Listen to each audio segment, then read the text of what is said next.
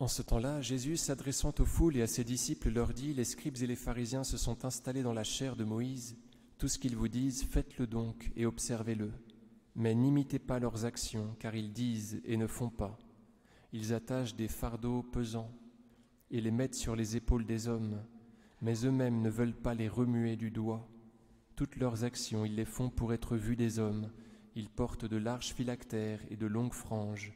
Ils aiment la première place dans les banquets, les premiers sièges dans les synagogues, les salutations sur les places publiques, et qu'on les appelle rabbi.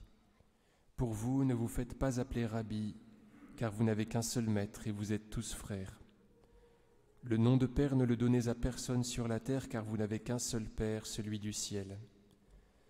Ne vous faites pas appeler guide, car vous n'avez qu'un seul guide, le Christ.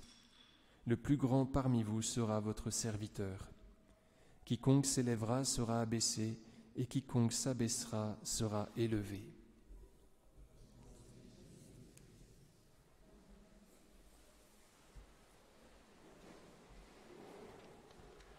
Au nom du Père et du Fils et du Saint-Esprit, ainsi soit-il.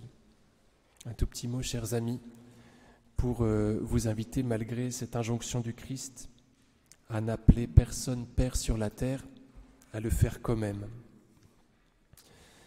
Tout simplement parce que le prêtre, et je tremble en disant cela, est un autre Christ, et le Christ a dit « Celui qui m'a vu a vu le Père ». Donc on peut dire justement, en toute vérité, à un prêtre Père, parce qu'il essaye tant bien que mal, et il l'est. Il essaye tant bien que mal de représenter le Christ, et il l'est quand il célèbre les sacrements, très mystérieusement, surtout pour moi. Donc le Christ, ayant dit « Celui qui m'a vu a vu le Père », on peut appeler sans problème un prêtre mon Père.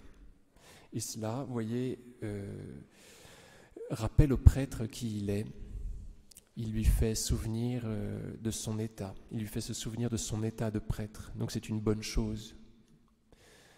Voilà, chers amis, donc merci de prier pour nous, qui avons cette grande mission-là de représenter le Christ, de jouer son rôle, de transmettre sa miséricorde. Au nom du Père et du Fils et du Saint-Esprit, ainsi soit-il.